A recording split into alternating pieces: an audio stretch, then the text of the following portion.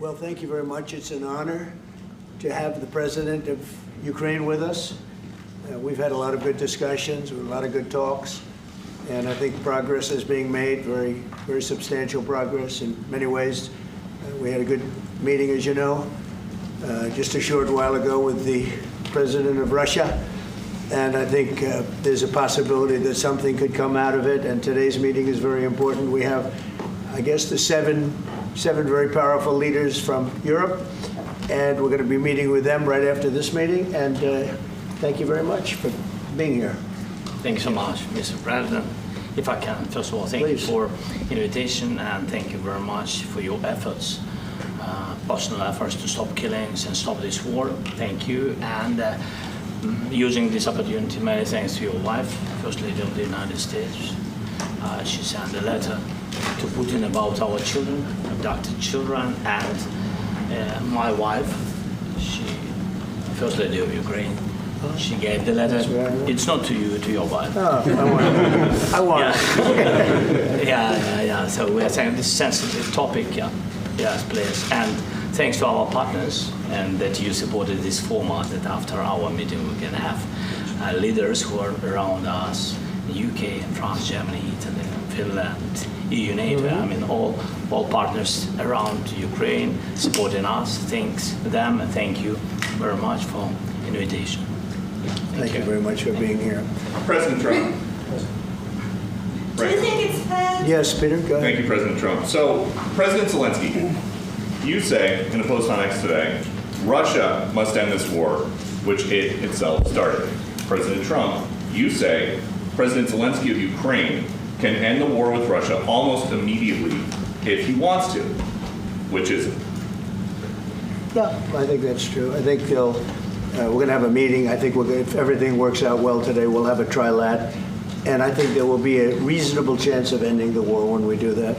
And is this the end of the road for American support for Ukraine? Is today's meeting deal or no deal? I can never say that. It's never the end of the road. People are being killed, and we want to stop that. So I would not say it's the end of the road. No, I think we have a good chance of doing it. It's been almost 4 years now that a lot of people were killed last week. A lot of people last week. I mean, millions of people killed, but a lot of people last week for whatever reason. A big number, a lot of soldiers, on both sides. And I know the president, I know myself, and I believe Vladimir Putin wants to see it ended. And as you met with Putin on Friday, today you've got President Zelenskyy here. As you listen to Russia and Ukraine, which side has the better cards? Well, I don't want to say that. I'm just here to be. Look, this isn't my war. This is Joe Biden's war. He's the one that had a lot to do with this happening, and we want to get it ended. And we want it to end good for everybody. We want it to end good. The people of Ukraine have suffered incredibly. And to that point, President Zelenskyy, are you prepared to keep sending Ukrainian troops to their deaths for another couple years, or are you going to agree to redraw the maps? Thank you for your question. So, first of all, we live under each day attacks. That today have been a lot of attacks and a lot of wounded people, and the child was dead, small one year and a half.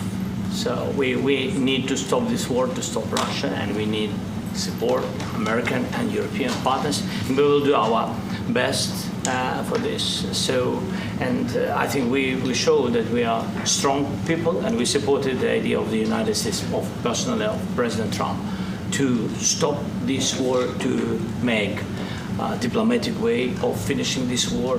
And we are ready for trilateral, as President said. This is a good signal about trilateral. I think this is very good. Thank you. Mr. President,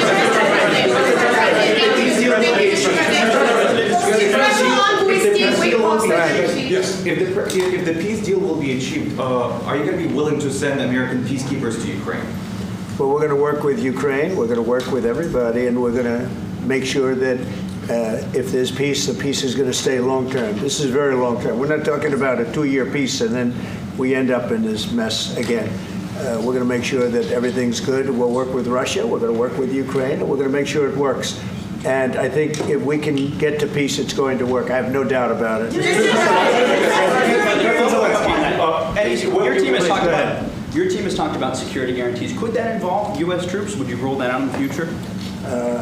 We'll let you know that maybe later today. We're meeting with 7 great leaders of great countries also, and we'll be talking about that. They'll all be involved, but there'll be a lot of help when it comes to security. There's going to be a lot of help. It's going to be good. They are first line of defense because they're there. They're Europe, but we're going to help them out also. We'll be involved. Mr. President, Vladimir Putin mentioned that the war will not end without addressing the root causes of this war. Have you had an understanding what are the root causes of this war? Well, look, the war is going to end. When it ends, I can't tell you, but the war is going to end, and this gentleman wants it to end, and Vladimir Putin wants it to end. I think the whole world is tired of it, and we're going to get it ended. It was, I've done 6 wars. I've ended 6 wars, and I thought this maybe would be the easiest one, and it's not the easiest one. It's a tough one. A lot of reasons for it, and they'll be talking about it for a long time. But they'll be talking about the others. Look, India, Pakistan. We're talking about the big places. When you look at, you just take a look at some of these wars. You go to Africa and take a look at that. Rwanda and the Congo, Republic of the Congo. That's been going on for 31 years. And so we've done a total of 6, and we really have 6, not including the fact that we obliterated, and it turned out to be a total obliteration, the nuclear, as you said, the future nuclear capability of Iran. And this one, I think we're going to get solved also. I feel confident we're going to get it solved. Thank you, Mr. President. Can you tell us about your conversations with European leaders and what they need to see to support an end to the war? Yeah, well, we're going to be meeting with a great representative group and 7 very powerful, very big countries, and great people, all friends of mine and friends of yours. And we're going to have some suggestions made. They want to see peace. They would like to see peace. President Russia. You said last night in the red. President Trump, do you think it's fair for Ukraine and for Russia to achieve a lasting and durable peace if Ukraine cedes its territories that Russia hasn't yet conquered? Do you think it's a fair peace for Ukraine? We're going to have a lasting peace. Just to answer the first part of your question, we're going to have a lasting peace. I hope it's going to be immediately. I hope it doesn't have to go on. And I think people of the whole world is going to be very happy when that's announced. Mr. President, you posted on social media, Mr. President, a very touching letter from the First Lady, and the letter was hand-delivered to President Putin, and it calls for an end to the war, essentially, because of the children and the children's future.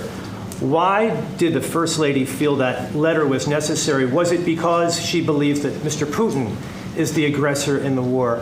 Is a similar letter being hand-delivered to President Zelenskyy? So the First Lady felt very strongly. She's watched the same thing that you watch and that I watch. I see things that you don't get to see, and it's horrible. But when she's got a great love of children, she has a wonderful son that she loves, probably more than anybody, including me. I hate to say it, but she loves her son. She loves children, and she hates to see something like this happening. And that goes for other wars too. I mean, she sees the heartbreak, the parents, the funerals that you see on television. Always funerals. We want to see something other than funerals. No, she felt it was a beautiful letter. It was very well received by him, and she did ask me to say, she would love to see this end. She would love to see it end, and she says it very openly, very proudly, and with great sorrow because so many people have been killed. Mr. President, last week, Brian, go ahead, Brian. Yes, sir. I've got a question for each of you. Yes. First of all, Mr. President Zelenskyy, you look fabulous in that suit. I said the same thing. Yeah, you look good. I said the same thing. Yeah, looks good on I you. said the one that attacked you last time. See, now I remember that. Yeah, I apologize to you. You look wonderful. No, my first question for you, President Zelenskyy. In the same suit. You see, I changed you. Maybe yours is much better than mine. Real quickly, Upon peace, God willing we get peace, are you open to holding an election in your country?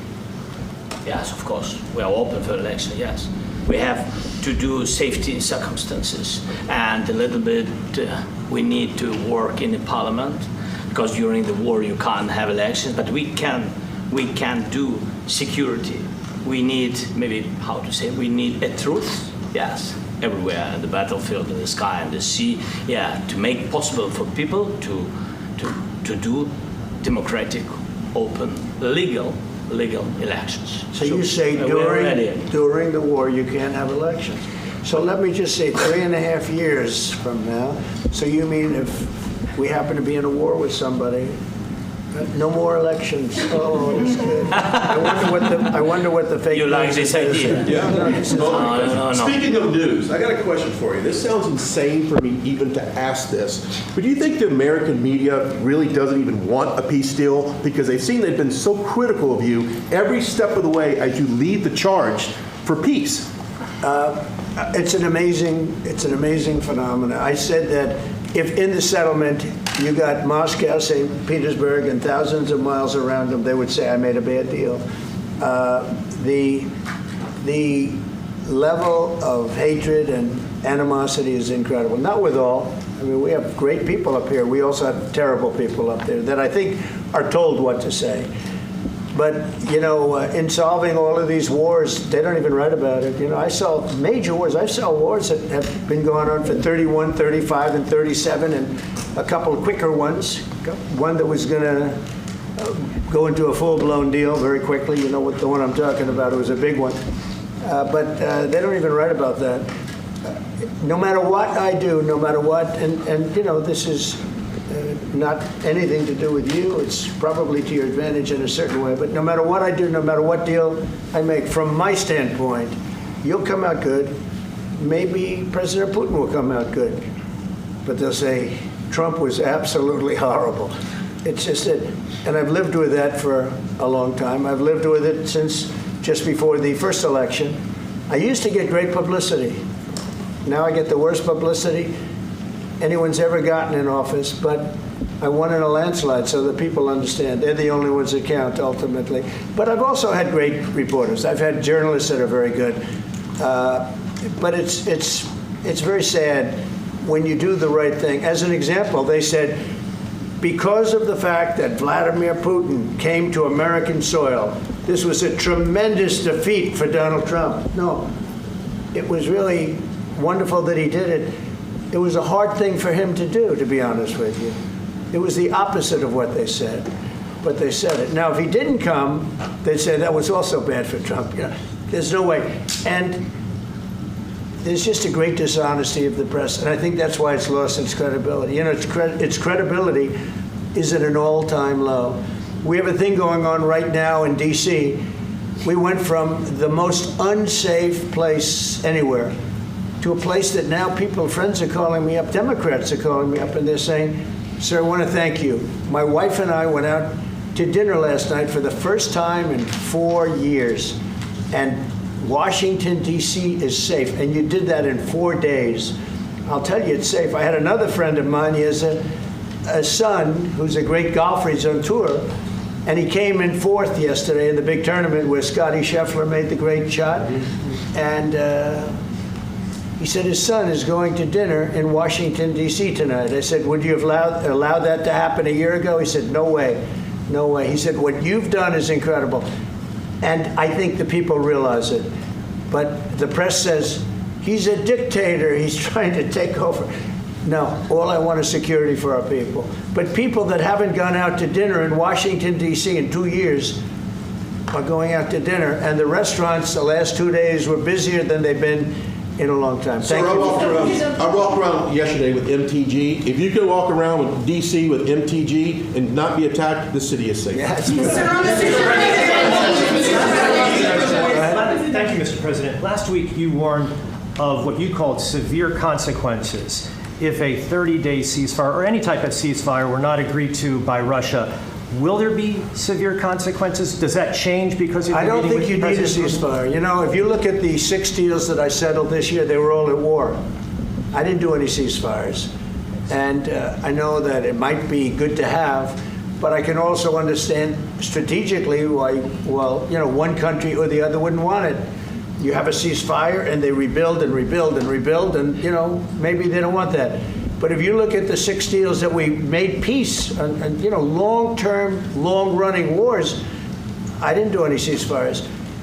Would I like the concept, you know, I like the concept of a ceasefire for one reason, because you'd stop killing people immediately, as opposed to in 2 weeks or 1 week or whatever it takes. But we can work a deal where we're working on a peace deal while they're fighting. They have to fight. I wish they could stop. I'd like them to stop. But strategically, that could be a disadvantage for one side or the other. But all of these deals I made without even the mention of the words ceasefire. President Zelenskyy, can you explain the decision to offer Ukraine Article 5-like security guarantees, but stop short of pushing for their full membership? Yeah, well, we haven't done anything on that yet. If you look back and you go back long before President Putin, it was always a statement that they would never allow Ukraine into NATO. So that was a statement that was made, but we haven't discussed any of that yet. We're going to be discussing it today, but we will give them very good protection, very good security. That's part of it. And the people that are waiting for us, they are, I think they're very like-minded. They want to help out also. Thank you, President. Thank you, President Trump. Are you disappointed there's no ceasefire, Mr. President? The United States has already given hundreds of billions of dollars to this war effort in Ukraine. At best, it is a stalemate, and the killing continues. So, President Trump, how much more is the United States willing to give Ukraine? And President Zelenskyy, how much more do you want? Well, I'll start off just by saying we're not giving anything now. We're selling weapons. This is something before, I guess the number is well over $300 billion. That was under Joe Biden, a corrupt politician, not a smart man, never was. By the way, go back 40 years, he was not a smart man 40 years ago either, but now he's in particular bad. This was done by a corrupt administration that shouldn't have been in, and frankly, if the right results of the election were given, if I were president, this war would have never taken place, and he would have been very happy, because he would have liked to have seen. I mean, they went through hell. He went through hell. This war would have never happened, and the people that were killed, a couple of million people, a lot of people with soldiers and everything else, and the people that have been displaced and forced into other areas and other countries because of what's happened, none of that would have happened. And I'm just saying that he was a horrible president, whether it was the borders or this.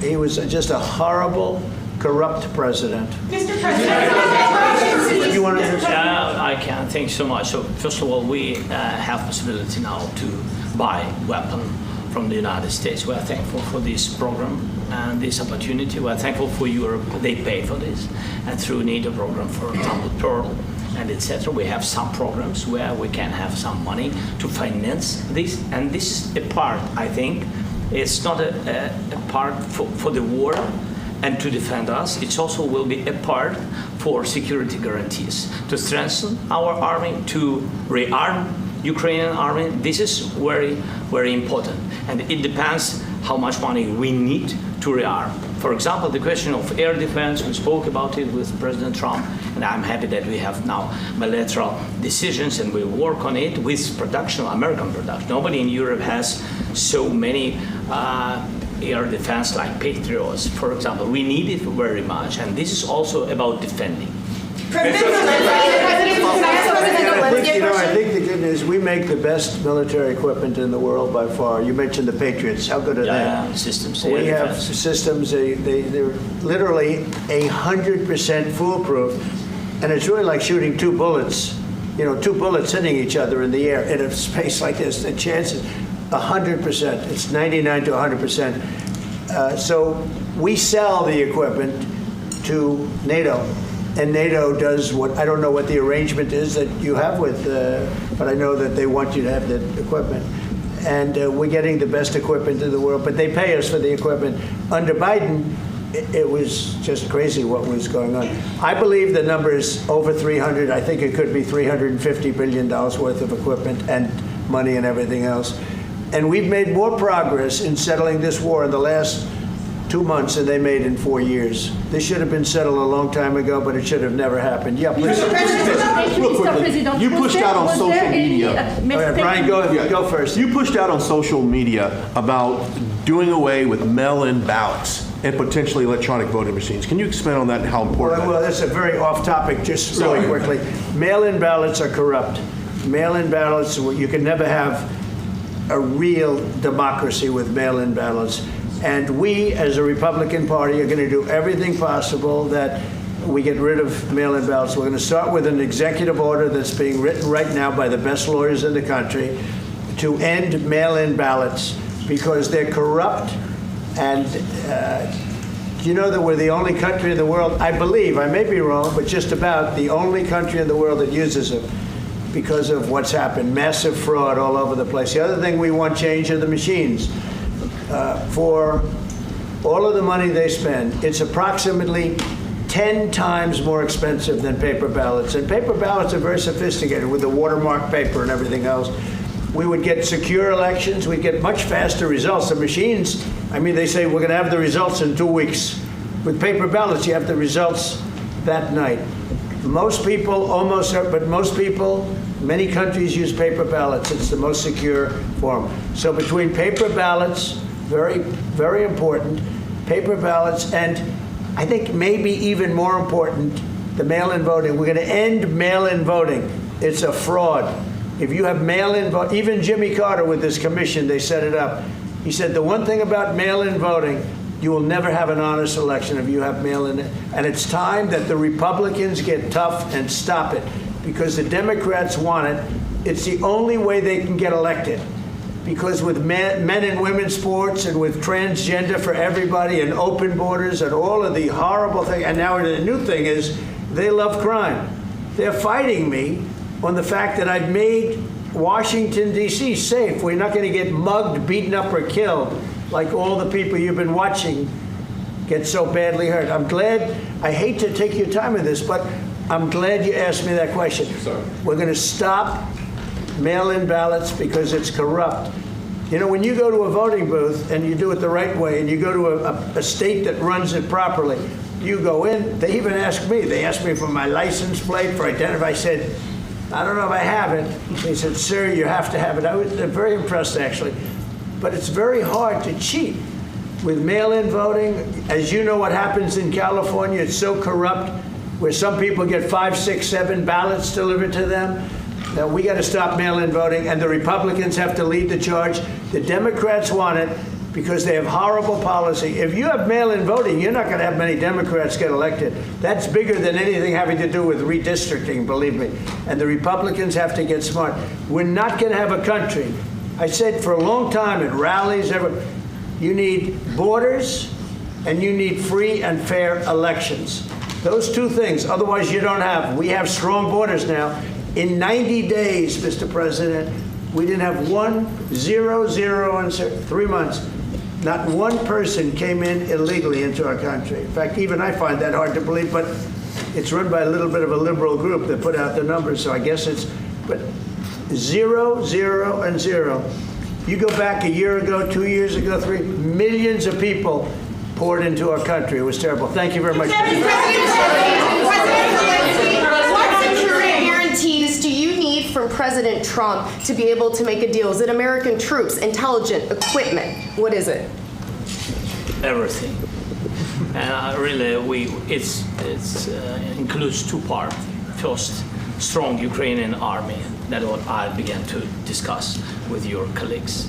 And it's a lot about weapon and then people and training missions and intelligence. And second, we will discuss with our partners. It depends on the big countries, on the United States, on a lot of our friends. And Mr. President, are you willing to commit American troops to that NATO-like protection in order to get President Zelenskyy to a deal today? Well, I don't know if you define it that way, but NATO-like, I mean, we're going to give, we have people waiting in another room right now. They're all here from Europe, biggest people in Europe, and they want to give protection. They feel very strongly about it, and we'll help them out with that. I think it's very important. I think it's very important to get the deal done.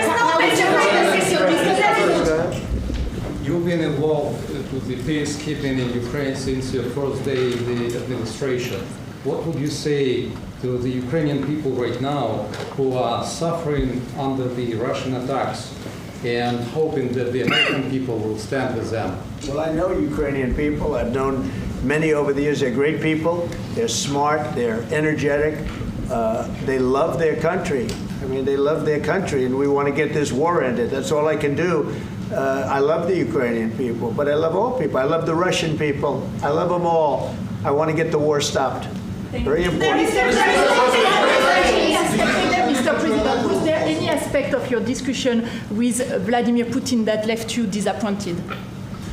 Look, we just spoke to, I was just telling the president, I just spoke to President Putin indirectly, and we're going to have a phone call right after these meetings today. And we may or may not have a trilat. If we don't have a trilat, then the fighting continues. And if we do, we have a good chance. I think if we have a trilat, there's a good chance of maybe ending it. But he's expecting my call when we're finished with this meeting. Thank you very much, everyone.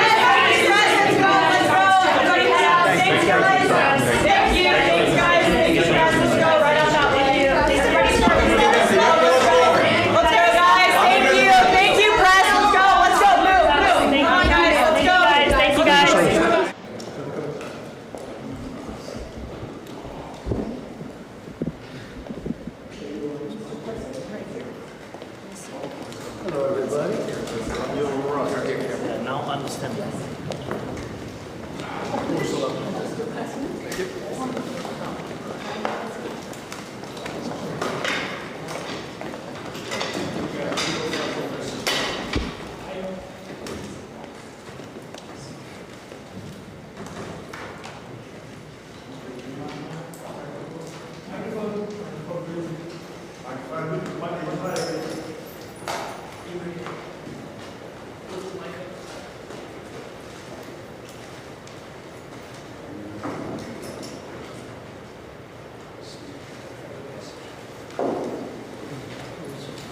Not a good day.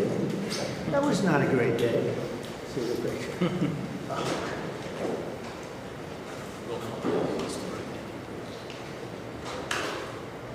Is everything okay? You all set? Thank you very much. Thank you very much. Appreciate it.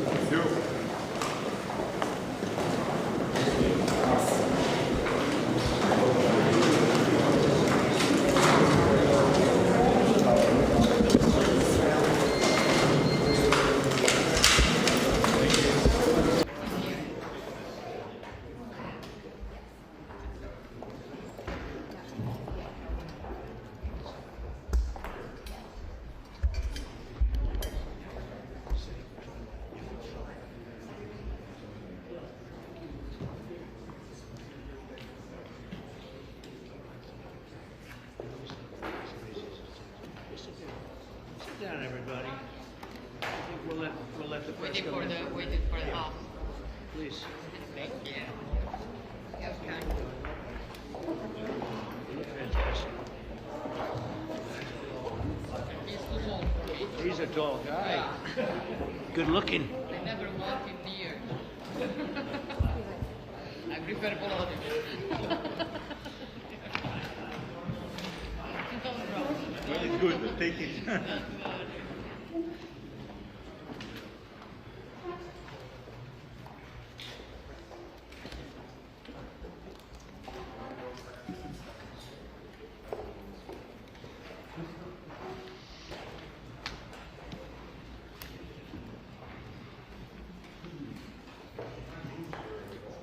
Isn't it it's such an incredible place.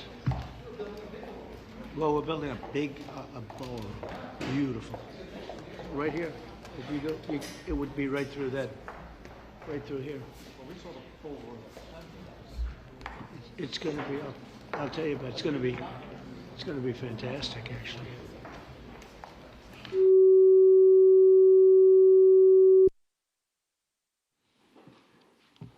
I think we're going to have a successful talk today. Yeah, me too. Please, come on in. Do you guys want to take some questions or anything? You feel like it? Huh? Huh? Sí. Hi, Mark. say a few words. Yeah. Good.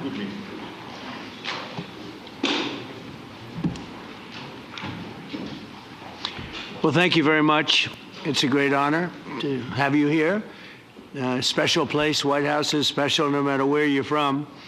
Represents so much, and it really is beautiful. And thank you for all of the wonderful things that took place today. We've had a very successful day thus far, and important discussions as we work to end the killing and stop the war in Ukraine. We're all working for the same goal, very simple goal. We want to stop the killing, get this settled. I've just had the honor of being with President Zelenskyy and all of the discussions that we've had. We covered a lot of territory, and I spoke indirectly with President Putin today. We're going to call President Putin right after this meeting. I'm sure we're going to have a solid meeting, good meeting, maybe a great meeting, and we're going to try and work out a trilat after that and see if we can get it finished, put this to sleep, because this is not since the Second World War has there been anything like this. So I'm honored to welcome NATO Secretary General Mark Rutte, who's a great gentleman, great political leader in Europe generally, but now he's the NATO Secretary General, and you're doing a fantastic job. Thank you very much, Mark. Prime Minister Starmer of the United Kingdom, our friend and my friend, and doing really well. And people like him a lot. We all like him. Everyone knows President Macron of France, who's been with me from the beginning, one of the first people I met as a foreign dignitary, and I liked him from day one. And I like him even more now. That's pretty good. That's unusual. That's a pretty unusual thing. Prime Minister Meloni of Italy, who's a really a great leader and an inspiration over there. She's served now, even though she's a very young person, she's served there for a long period of time relative to others. They don't last very long. You've lasted a long time. You're going to be there a long time. Chancellor Merz of Germany, who is a very strong person and a very strong leader and very highly respected in Germany. And he's my friend, and it's an honor to have him as my friend. Thank you very much. Very good. You look great with your tan. Where did you get that tan? I want to get a tan like that. That's true. President Stubb of Finland, and he's somebody that, where are we here? Where? I'm right here. Oh, you look better than I've ever seen you look. But you've done a great job, and we wanted to have you here because you're somebody that we all respect. And you've had a lot to do with the success, I think, and the potential success. And thank you very much for being here. We appreciate it. And the President of the European Commission, Ursula von der Leyen, who is somebody that we just made a big deal with all of those countries. I don't know. I think you might be more powerful than all these guys at this table. I don't know. But we had a great negotiation, and you're respected all over the world. So I want to thank you very much for being here. It's a great honor to have you.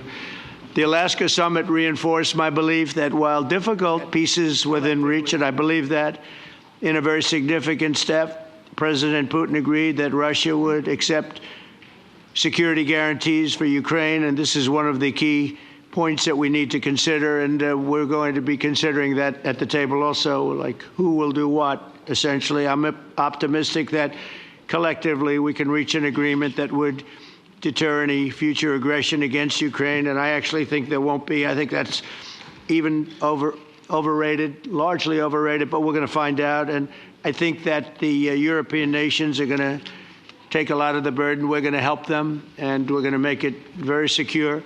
We also need to discuss the possible exchanges of territory, taking into consideration the current line of contact. That means the war zone, the war lines that are pretty obvious, very sad, actually, to look at them.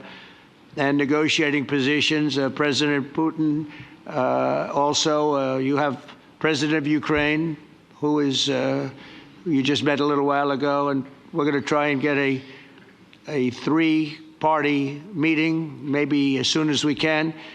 and I have a feeling you and President Putin are going to work something out.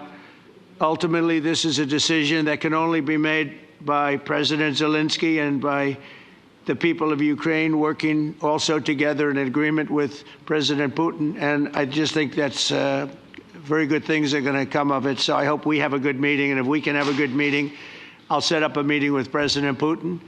And if you'd like, I'll go to that meeting. And not that I want to do that, but I will do that because we want to save a lot of people from dying. A lot of people are dying, and we got to save them. We've got to save it. 5,000, 6,000, 7,000 people sometimes a week.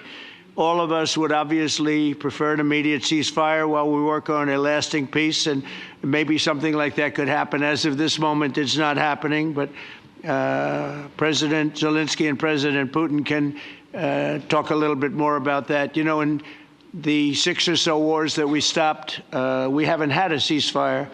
And so I don't know that it's necessary. You can do it through the war, but it would be, I like the ceasefire from another standpoint. You immediately stop the killing. But I believe a peace agreement at the end of all of this is something that's very attainable, and it can be done in the near future. With all of the wars that I got involved in, we only have this one left. Of course, as I walk out the door, there'll probably be a new one starting, and I'll get that stopped too. But I thought this was going to be one of the easier ones. It's actually one of the most difficult. They're very complex. The next step would be for a trilateral meeting, and that will be worked out. And I just look forward to working and having a great result. We're going to spend a lot of time today talking about, and we're really honored you guys came over. I mean, these are the heads of major countries and respected all over Europe. And they speak for, largely, I think I should say, but pretty much for the other countries of Europe. And we will come to a resolution today, I think, on almost everything, including probably the security. And that's pretty much the story. I'd like to say, Mr. President, would you like to say something? You have the media. If you want, you could come over and you could stand, you could use mine, or you could just turn around, whichever you feel comfortable with. Thank you so much. I can speak without microphone. Thank you so much. I think that we had very good conversation with President Trump. Very good. And it really was the best one. Maybe the best one will be in the future. But it was really good. And we spoke about very sensitive points. The first one is security guarantees. And we are very happy with President that all the leaders are here, and the security in Ukraine depends on the United States and on you and on those leaders who are with us in our hearts. They have been online before yesterday, and etc. So a lot of countries on the side of Ukraine, our people, and all of us want to finish this war, stop Russia and stop this war. We spoke about it, and we will speak more about security guarantees. This is very important that the United States gives such strong signal and is ready for security guarantees. The second point, or maybe the first, the humanitarian direction, very important to exchange all the prisoners, and I think that President will help. And I was very thankful to your wife again, Mr. President, for the letter about our abducted children, and I hope that really it can be a historic role for the people to bring kids back to the families and be happy at Get their the people families. back, yeah. Yes, this is so important, and I'm happy that we discussed it, this track with the President Trump, and I hope that we will find decisions. And then what is very important, that all the sensitive things, territorial, etc., we will discuss on the level of leaders during trilateral meeting, and President Trump will try to organize such meeting, and he said that he will come or not come. Ukraine will be happy if you will both want me there, I will be there. Yeah, yeah, you know that. thank you. And I think this is very important. Yes, so security guarantees, bringing kids back, and all our people, not only warriors, first of all warriors, and all the civilians, journalists, a lot of people in prison. So we need them back. And guarantees which will work for the years. We spoke about it, and I showed to President a lot of details on the battlefield, on the map. Thank you so much. Thank you for the map, by the way. Good map. It was great. Yeah. I'm thinking how to take it back. We'll get to it. No. I think that we had constructive, specific meeting, and I'm very thankful to all the leaders who are here, and you help a lot, and so we are happy that we have such big unity today. Thank you, Mr. President. Thank you very much, for hosting us. Mr. President. I think you'll see that President Putin really would like to do something else. I think when we set that up, when we do, I think it's going to be when, not if. I think you're going to see some really positive moves. I know there's over 1,000 prisoners, and I know they're going to release them. Maybe they're going to release them very soon, like immediately, which I think is great. But we're going to set that up today after this meeting. So very good and great remarks. I appreciate it. Mark, as head of NATO, maybe you could say a few words, please. Yes, I will be very brief. I really want to thank you, President of the United States, dear Donald, for the fact that you, as I said before, broke the deadlock basically with President Putin by starting that dialogue. And I think it was in February that you had the first phone call. And from there, we are now where we are today. And that is, I think, if we play this well, we could end this. And we have to end this. We have to stop the killing. We have to stop the destruction of Ukraine's infrastructure. It is a terrible war. So I'm really excited. And let's make the best out of today and make sure that from today onwards, we get this thing to an end as soon as possible. I really want to thank you for your leadership, what you are doing for Volodymyr, but of course also all the European colleagues. It is really crucial. And the fact that you have said, I'm willing to participate in the security guarantees is a big step. It's really a breakthrough, and it makes all the difference. So also thank you for that. Well, NATO also has agreed from 2% to 5%, which is something that is a massive amount of money. And it's 2% that wasn't always paid to 5% that is paid. That's a big difference. And so we appreciate that. That was a great move. Thank you very much. Ursula, maybe on behalf of the Commission, you could say a couple of words. Yes. Thank you very much. It's a pleasure to be here.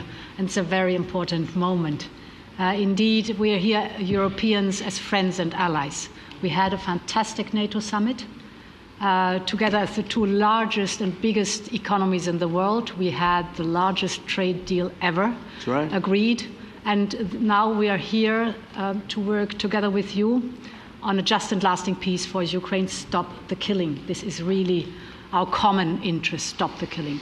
And indeed, it's very good to hear that we're working on the security guarantees, Article 5 lies security guarantees, so important.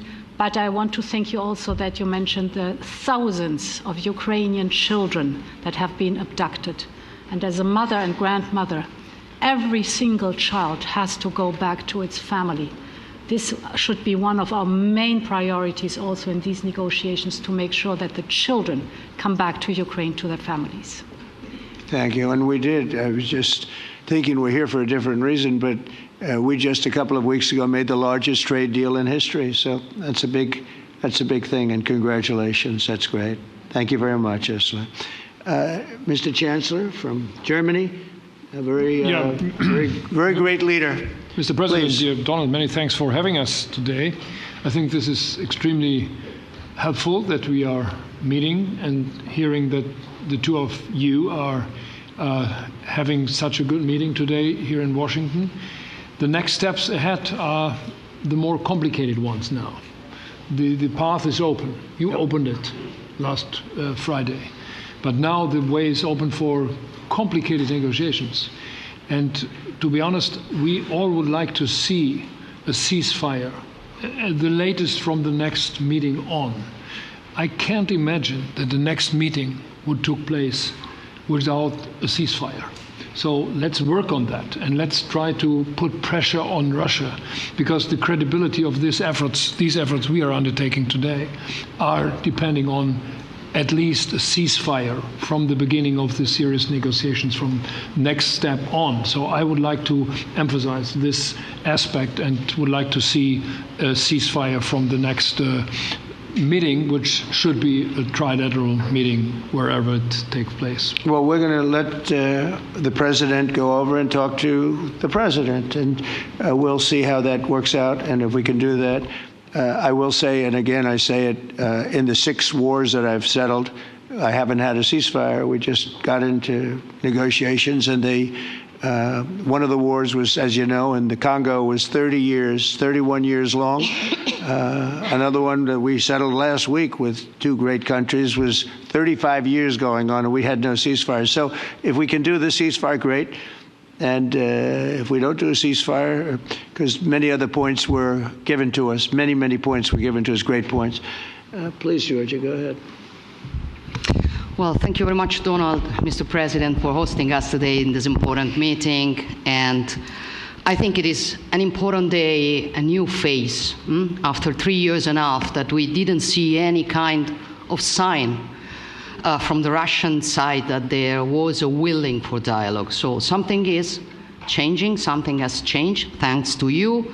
Thanks also to the stalling in the battlefield, which was achieved with the bravery of Ukrainians and with the unity that we all provided to Ukraine. And the reason why I mention it is that we also have to remind that if we want to reach peace and if we want to guarantee justice, we have to do it united. So that's why it's a very good day, the one we are in. You can obviously count on Italy as it was from the beginning. We are on the side of Ukraine, and we do absolutely support your efforts towards peace.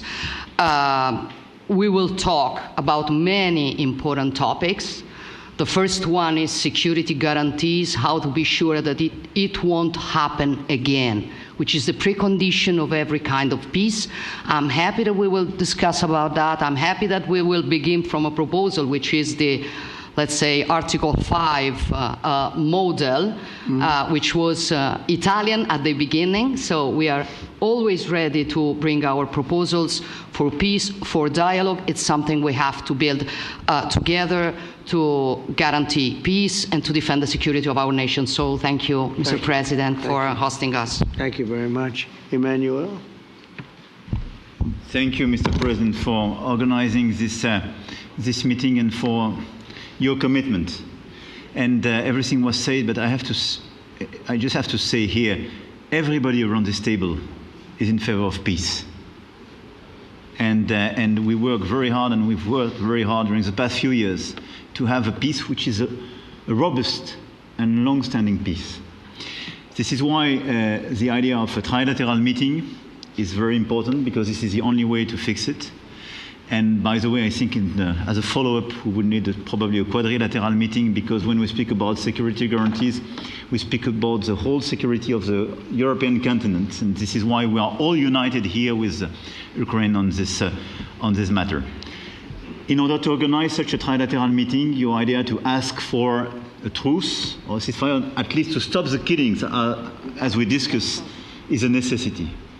And we all support this idea. And in order to have such a long-standing peace for Ukraine and for the whole continent, we do need these security guarantees. And the first one is clearly a credible Ukrainian army for the years and decades to come. And the second one is our own commitments, all of us. And we worked very hard during the past few months amongst the coalition of the willings, with the support of NATO, to build the different pillars of security guarantees and our commitments. And you can be sure that the Europeans are very lucid about the fact that they have their fair share in these security guarantees for Ukraine, but their own security is clearly at stake in this situation. So you can count on us, as we can count on you, in order to deliver this robust peace for both Ukraine and Europe. Thank you very much, Emmanuel. Mr. Prime Minister? Thank you very much, Mr. President, and thank you for hosting us here. Can I start where Emmanuel started, which is we all want peace. The war in Ukraine has had a huge impact, particularly on the Ukrainians who've borne the brunt of it, but it's also had an impact on Europe and on the United Kingdom. There's not a family or community that hasn't been affected. And when we talk about security, we're talking about the security not just of Ukraine, we're talking about the security of Europe and the United Kingdom as well, which is why this is such an important issue. I think this is such an important meeting. As a group, I think we've had a discussion on the phone a number of times, Mr. President, but be able now to be around the table to take it forward. And I really feel that we can, I think, with the right approach this afternoon, make real progress, particularly on the security guarantees, and your indication of security guarantees, of some sort of Article 5 style guarantees, fits with what we've been doing with the Coalition of the Willing, which we started some months ago, bringing countries together and showing that we were prepared to step up to the plate when it came to security. With you coming alongside, the US alongside what we've already developed, I think we could take a really important step forward today. A historic step, actually, could come out of this meeting in terms of security for Ukraine and security in Europe. I also feel that we can make real progress towards a just and lasting outcome. Obviously, that has to involve Ukraine, and a trilateral meeting seems the sensible next step. So thank you for being prepared to take that forward, because I think if we can ensure that that is the progress out of this meeting, both security guarantees and some sort of progress on trilateral meeting of some sort to bring some of the difficult issues to a head, then I think today will be seen as a very important day in recent years in relation to a conflict which has gone on for 3 and a bit years, and so far nobody's been able to bring it to this point. So I thank you for that. Well, thank you very much. And, it's very interesting because this is the first for the White House. You can't say that very often. It's seen a lot over the years, since 1800, 1799, to be almost exact. But this is the first where we've had so many prime ministers, presidents, the heads of European nations. And by the way, Alex, I'd like you to say a couple of words, too. You're a young, powerful man. Before I finish up, I want you to say a couple of words. Go ahead. I'll take the notion of youth back to my wife and try to convince her. Thank you very much, Mr. President. I think in the past 2 weeks, we've probably had more progress in ending this war than we have in the past 3.5 years. And I think the fact that we're around this table today is very much symbolic in the sense that it's Team Europe and Team United States helping Ukraine.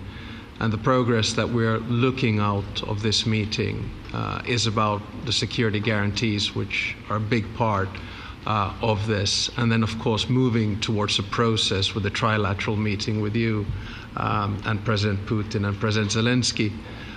Some of the international media might wonder, why is the President of Finland here? I think the reason is probably that we might come from a small country, but we have a long border with Russia, over 800 miles. And we, of course, have our own historical experience with Russia from World War II, the Winter War and the War of Continuation. And if I look at the silver lining of where we stand right now, we found a solution in 1944, and I'm sure that we'll be able to find a solution in 2025 to end Russia's war of aggression and find and get a lasting and just peace. The situation is very difficult, but that's why we're here. Thank you, Alex, very much. Good job. So we're going to be meeting for a while, and we're going to discuss some of the issues. And I don't think there's any issue that's overly complex. It's at a point now where people want to do things. I really do believe. I've known him for a long time. I've always had a great relationship with him. I think that President Putin wants to find an answer too. And we'll see. And in a certain period of time, not very far from now, a week or 2 weeks, we're going to know whether or not we're going to solve this, or is this horrible fighting going to continue. We'll do our best to get it ended. And I believe you have two willing parties, and usually that's good news, but two willing parties that want to make a deal. And we'll journey together, and we'll go over, and we'll see if it can be done. And it's possible it might not be able to be done. On the other hand, it's possible it will, and we're going to save thousands and thousands of lives a week. And so it's something we really have to do. And or at least we have to give it our best. It's all you can do. You can give it your best. But I think we may have a very good outcome. So I want to thank you all, and the media, I want to thank you. We're going to be staying here for a little while. Then we're going to walk over to the Oval Office, and we're going to have another little discussion about similar matters. And then they're going to go home to their great countries and report. And I'm going to remain here and work, and you're going to go and work. We're all going to be working. We may be in a different location, but that's what we know how to do is work. But I want to thank the media. Has been actually very fair, generally speaking, very fair. I think it's important that they're fair because this is a very important subject. We have to get it ended. And so that's all we ask for is fairness with the media. Thank you all very much. Appreciate it. Thank you very much.